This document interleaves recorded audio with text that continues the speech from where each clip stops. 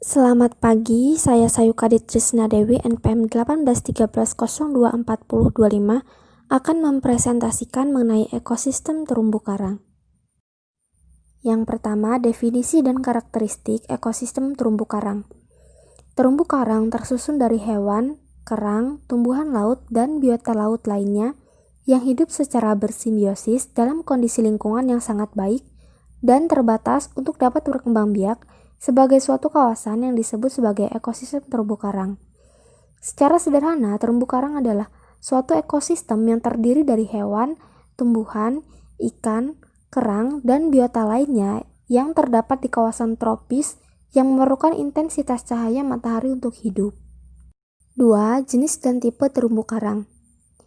Karang termasuk salah satu dari keluarga besar biota laut yang mempunyai sengat atau lebih dikenal sebagai cnidaria. Cnidaria dibagi menjadi dua, yaitu hydrozoa dan anthozoa, yang merupakan biota-biota yang mempunyai skeleton dalam tubuhnya. Hydrozoa terdiri dari Millepora dan Stylasterina.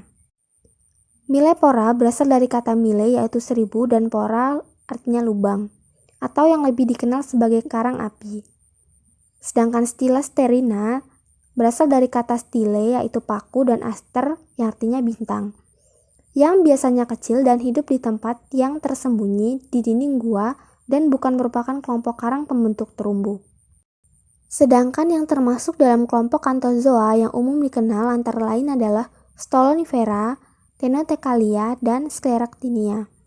Stolonifera berasal dari kata stolon yang artinya cabang dan vera yang artinya bersambung.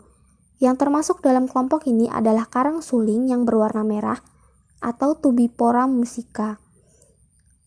Ctenothecalia berasal dari kata xeno yang artinya berbagi dan theka yang artinya kotak.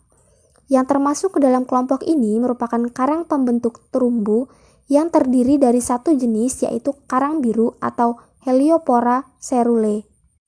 Sedangkan Scleractinia berasal dari kata sclera yang artinya keras dan actinia yang artinya sinar, atau lebih dikenal dengan nama karang batu, meliputi jenis-jenis karang pembentuk terumbu karang yang utama. Beberapa contoh suku, marga, dan spesies terumbu karang sebagai berikut. Pertama, suku Acroporidae, marga Acropora. Bentuk percabangan sangat bervariasi dari Corymbosa, Arborescens, Capitosa, dan lain-lainnya. Ciri khas dari marga ini adalah mempunyai aksial koralit dan radial koralit. Bentuk radial koralit juga bervariasi dari bentuk tubular, nariform, dan tenggelam. Contoh dari spesies ini adalah Acropora humilis. Selanjutnya, marga Montipora. Marga ini mempunyai koloni berbentuk lembaran, merayap, bercabang, dan submasif. Koralit kecilnya semua tenggelam dan tidak mempunyai septa. Contoh dari marga Montipora adalah Montipora capricornis. 2. Suku Agaricidae. Yang pertama, terdapat marga Coloceris. Marga ini memiliki koloni masif membulat, biasanya kecil, kadang dengan permukaan yang rata atau berbukit. Koralit serioid dengan septa antara koralit yang berdekatan sering menjadi satu. Septa menuju kolumella mempunyai kemiringan yang tajam. Contoh dari marga ini adalah Coloceris meyeri. Kemudian terdapat marga Pachyceris. Marga ini memiliki koloni berupa lembaran atau berupa pilar-pilar yang tegak. Koralit merupakan seri yang saling bersambungan satu sama lain yang membentuk alur yang sejajar dengan tepi koloni. Septa costa sangat nyata dan sangat teratur dan membentuk pematang yang kompak. Contoh dari marga ini adalah Pachyceris rugosa. 3. Suku Favidae. Salah satu marga dari suku Favidae adalah Favites. Ciri dari marga Favites adalah memiliki koloni masif, membulat dengan ukuran yang relatif besar. Koralit berbentuk serioid dengan pertunasan intratentakuler dan cenderung berbentuk poligonal. Tidak terlihat adanya pusat koralit dan septa berkembang baik dengan gigi-gigi yang jelas. Pada beberapa jenis, pali berkembang dengan baik. Contoh dari marga ini adalah Favites abdita. 4. Suku Fungidae. Salah satu marga dari suku Fungidae adalah Fungia, dengan ciri soliter, berbentuk bulat sampai oval, masif atau perforasi tidak melekat. Melekat hanya pada waktu masih anakan. Mulut terdiri dari satu atau lebih dan septa besar dengan gigi bervariasi. yang dilanjutkan sebagai kosta yang berbentuk gigi. Contoh dari suku Fungidae adalah Fungia fungites. 5. Suku Pectinidae. Salah satu marga dari suku Pectinidae adalah Pectinia. Ciri dari marga Pectinia adalah mempunyai bentuk koloni yang bervariasi yang meliputi lembaran, bercabang atau lembaran-lembaran yang tegak dengan dasar mendatar. Koralit tersebar tidak merata dengan berbagai posisi. Septa costa berkembang dengan baik dan beberapa membentuk spiral. Contoh dari marga Pectinia adalah Pectinia lactuca. Selanjutnya adalah interaksi biota ekosistem terumbu karang. Zooxanthellae memiliki kemampuan untuk berfotosintesis sehingga menghasilkan energi untuk dirinya sendiri dan inangnya. Dalam proses yang berbeda, respirasi karang aktif menghasilkan karbon dioksida atau CO2 dan dimanfaatkan oleh Zooxanthellae sebagai bahan baku fotosintesis. Hubungan ini menunjukkan akan adanya simbiosis yang saling menguntungkan atau mutualisme di antara dua organisme tersebut. Hasil ekskresi dari simbiosis mutualisme tersebut berupa CaCO3 atau zat kapur yang membentuk terumbu. Ikan giru atau Amphiprion sp dan anemon laut juga merupakan contoh khas pada ekosistem terumbu karang, di mana terjadi simbiosis mutualisme antar keduanya. Ikan giru mendapatkan perlindungan dari predator dengan bersembunyi di antara anemon laut yang bagi ikan lainnya akan tersengat racun dari anemon laut. Ikan giru ini sudah memiliki semacam sistem kekebalan terhadap sengatan anemon.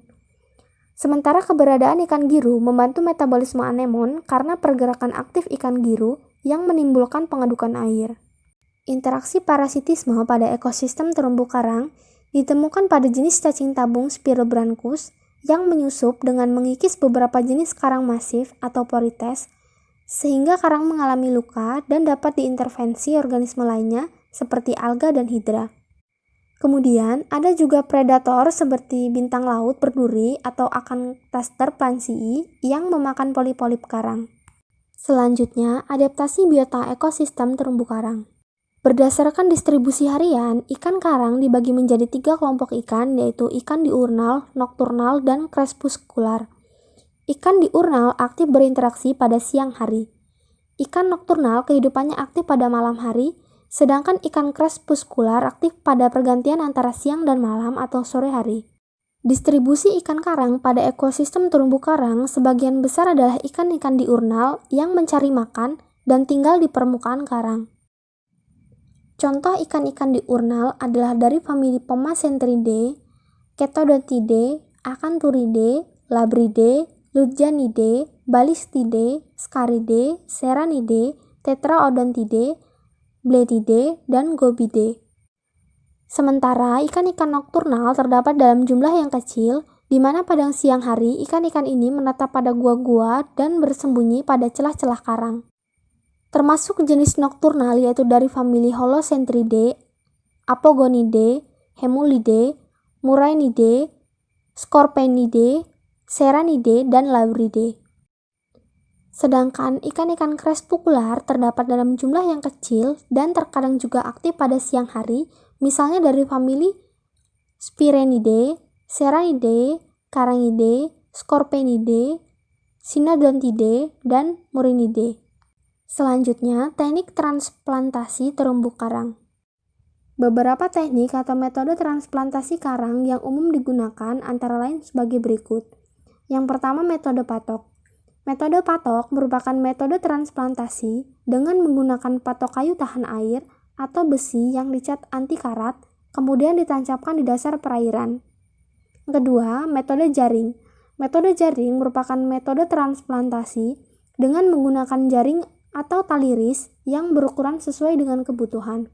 Kemudian yang ketiga, metode jaring dan substrat. Merupakan metode menggunakan jaring yang dilengkapi dengan substrat terbuat dari semen, keramik, atau gerabah dengan ukuran 10x10 cm. Keempat, metode jaring dan rangka. Merupakan metode transplantasi dengan menggunakan rangka besi anti karat berukuran 100x80 cm dengan ujung-ujungnya terdapat kaki masing-masing sepanjang 10 cm. Pada bagian atas ditutupi oleh jaring. Kelima, metode jaring, rangka, dan substrat. merupakan metode transplantasi berupa perpaduan antara metode jaring dengan substrat. Diameter substrat lebih kurang 10 cm dengan tebal 2 cm dan panjang patok 5-10 cm. Selanjutnya, mengevaluasi metode pemetaan terumbu karang. Yang pertama, dengan menggunakan metode transek garis. Transek garis digunakan untuk menggambarkan struktur komunitas karang dengan melihat tutupan karang hidup, karang mati, bentuk substrat, yaitu pasir dan lumpur, alga, dan keberadaan biota lain. Selanjutnya, yang kedua, menggunakan metode transek kuadrat. Metode transek kuadrat digunakan untuk memantau komunitas makrobentos di suatu perairan. Pada survei karang, pengamatan biasanya meliputi kondisi biologi, pertumbuhan, tingkat kematian, dan rekrutmen karang di suatu lokasi yang ditandai secara permanen. 3. Menggunakan metode mantatau. Metode mantatau adalah suatu teknik pengamatan terumbu karang dengan cara pengamat di belakang perahu kecil bermesin dengan menggunakan tali sebagai penghubung antara perahu dengan pengamat. Dengan kecepatan perahu yang tetap dan melintas di atas terumbu karang dengan lama tarikan 2 menit, pengamat akan melihat beberapa objek yang terlintas, serta nilai presentase penutupan karang hidup, yaitu karang keras dan karang lunak, dan karang mati. Yang keempat adalah menggunakan metode transek sabuk atau belt transek. Transek sabuk digunakan untuk menggambarkan kondisi populasi suatu jenis karang yang mempunyai ukuran relatif beragam atau mempunyai ukuran maksimum tertentu, misalnya karang dari jenis Fungia. Metode ini bisa juga untuk mengetahui keberadaan karang hias, yaitu jumlah koloni, diameter terbesar, dan jumlah jenis di suatu daerah terumbu karang. Sekian presentasi dari saya, terima kasih dan selamat pagi.